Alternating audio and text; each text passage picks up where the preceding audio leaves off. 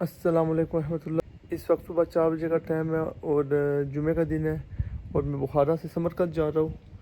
یہ دیکھیں میرے اوپر چاند جو ہے وہ چمک رہا ہے، بہت ہی خوبصورت، اور بخارے کی گلیوں سے گزرتے ہوئے ماشاءاللہ بہت پرسکون شہر ہے، دل میں سکینت اترتی ہے یہاں پہ، کسی چیز کی کوئی ٹینشن پریشانی نہیں ہے، ایسے لگتا ہے جیسے کہ اپنے شہر میں گزر رہے ہیں۔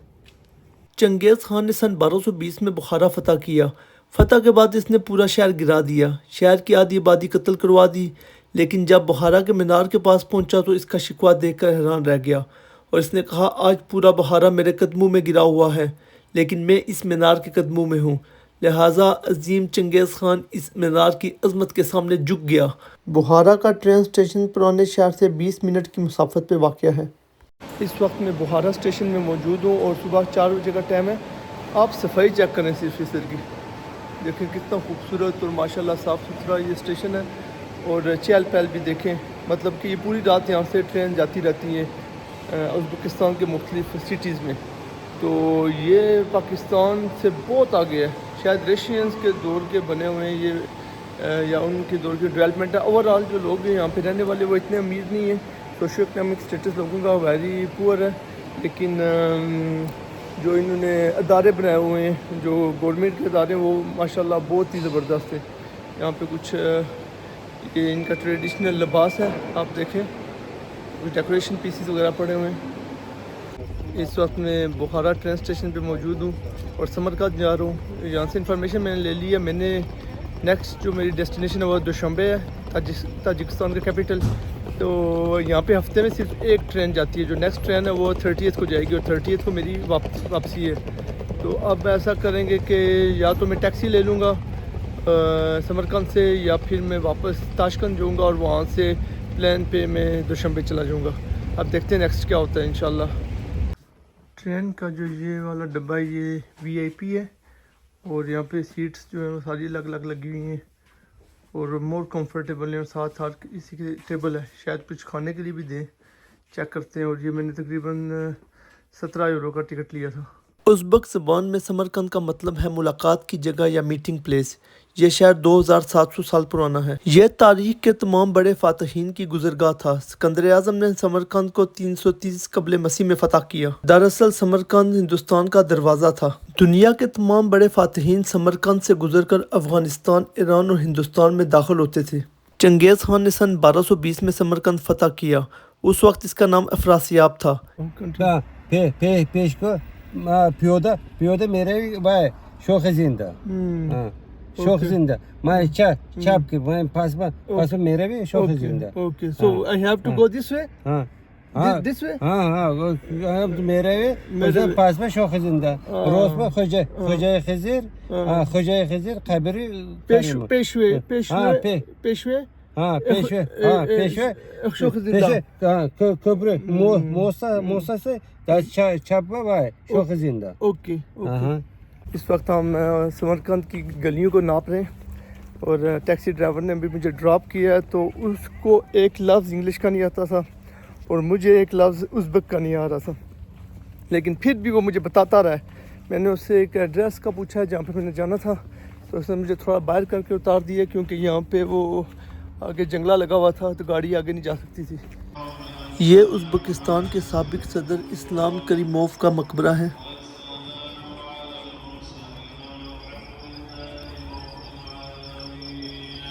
میرے ساتھ یہ ازبکستان کے بندے، ان سے میں نے راستہ پوچھا تو یہ بالکل جو ہے نا وہ ساتھ ہو کے آپ کو راستہ بتاتے ہیں، تو یہ بڑے ہی اچھے ملن نثار لوگ ہیں۔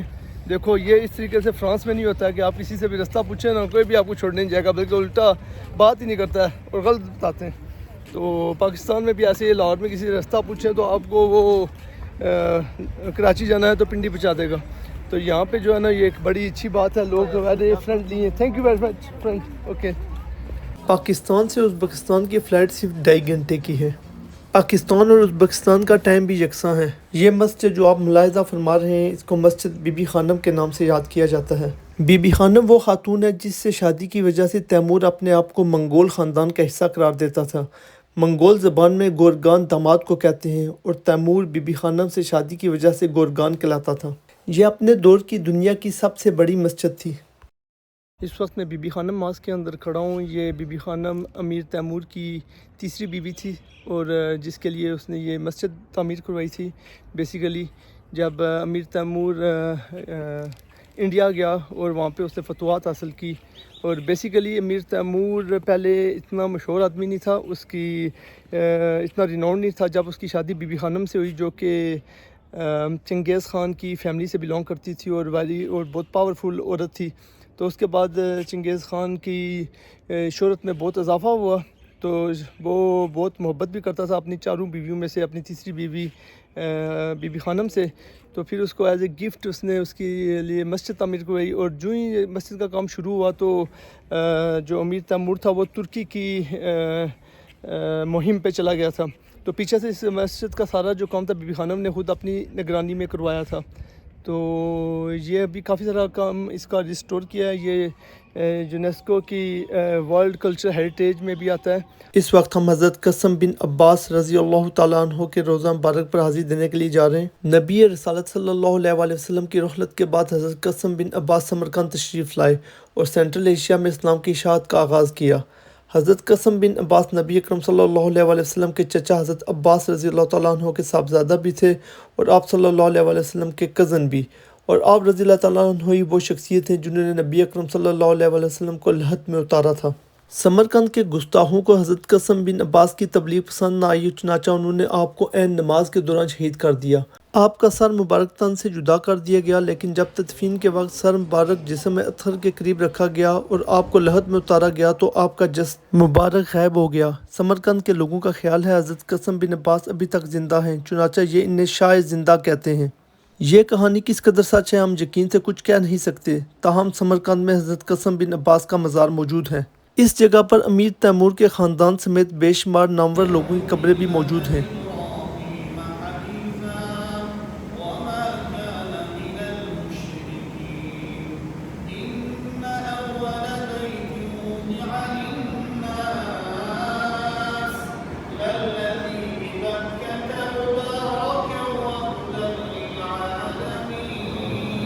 ابھی مسجد میں جمعہ کی نماز ادا کی ہے، ماشاءاللہ۔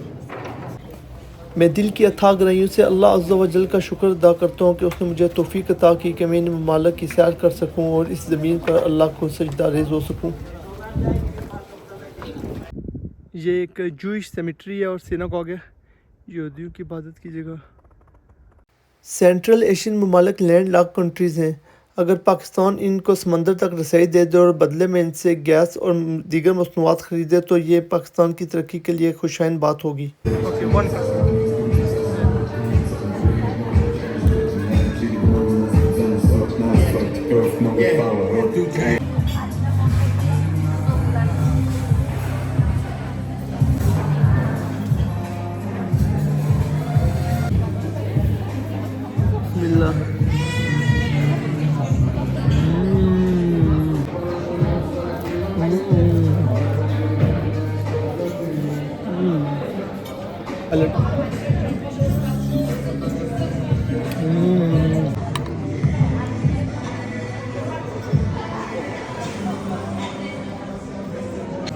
یہ جو ہے گریپ کا جو پتا انگور کا پتہ ہے، اس کے اندر انہوں نے گوشت ڈالا ہوا ہے۔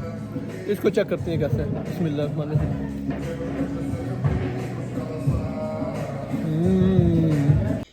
سمرقند میں یہ ایک ریسٹ ہاؤس ہے جو میں نے لیا ہے 1 نائٹ اسٹے کے لیے۔ booking.com پر میں نے اس کو سرچ کیا تھا اور وہاں سے میں نے بکنگ نہیں کی ہے، ڈائریکٹ میں آیا ہوں یہاں پہ ان کے پاس، اور میں نے انہیں کہا کہ مجھے کمرہ چاہیے، تو booking.com پہ یہ لگا ہوا تھا 30 یورو کا، تو میں نے انہیں کہا کہ اس نے مجھے بولا کہ آپ کو میں 20 یورو کا کر دوں گا، آپ کو جو کمیشن ہے وہ نہیں دینا پڑے گا booking.com کا، تو میں نے انہیں کہا کہ نہیں آپ 10 یورو کریں، تو پھر ہوا یہ کہ 15 پہ ہماری بات جو ہے نا وہ ڈن ہوئی، تو یہ 30 یورو والا کمرہ مجھے 15 یورو میں مل گیا۔